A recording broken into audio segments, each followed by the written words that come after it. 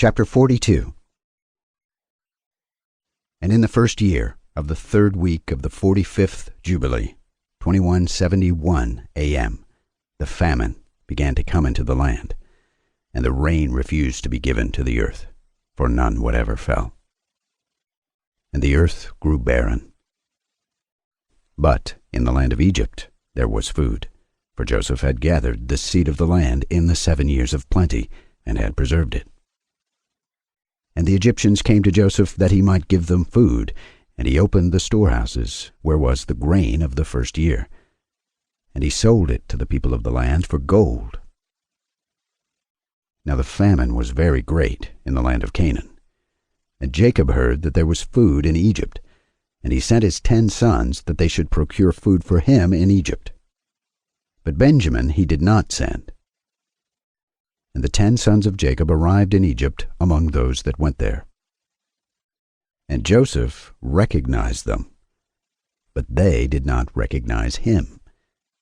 And he spoke to them and questioned them, and he said to them, "Are you not spies, and have you not come to explore the approaches of the land?" And he put them in ward. And after that he set them free again, and detained Simeon alone, and sent off his 9 brothers. And he filled their sacks with corn, and he put their gold in their sacks, and they did not know. And he commanded them to bring their younger brother, for they had told him their father was living, and their younger brother.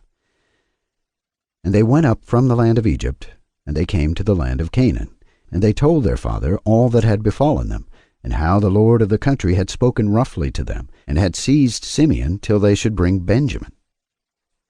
And Jacob said, "You have bereaved me of my children. Joseph is not, and Simeon also is not, and you will take Benjamin away? On me has your wickedness come." And he said, "My son will not go down with you, lest perchance he fall sick. For their mother gave birth to 2 sons, and one has perished, and this one also you will take from me. If perchance he took a fever on the road, you would bring down my old age with sorrow to death." For he saw that their money had been returned to every man in his sack, and for this reason he feared to send him. And the famine increased, and became severe in the land of Canaan, and in all lands, except the lands of Egypt. For many of the children of the Egyptians had stored up their seed for food from the time when they saw Joseph gathering seed together, and putting it in storehouses, and preserving it for the years of famine. And the people of Egypt fed themselves thereon during the first year of their famine. But when Israel saw that the famine was very severe in the land, and that there was no deliverance, he said to his sons, "Go again, and procure food for us that we do not die." And they said, "We shall not go. Unless our youngest brother go with us, we shall not go." And Israel saw that if he did not send him with them, they should all perish by reason of the famine. And Reuben said, "Give him into my hand, and if I do not bring him back to you, kill my 2 sons instead of his soul." And he said to him, "He shall not go with you." And Judah came near and said,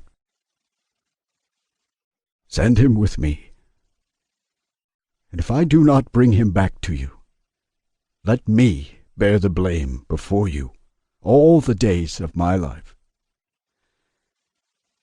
And he sent him with them in the 2nd year of this week, on the 1st day of the month, 2172 a.m.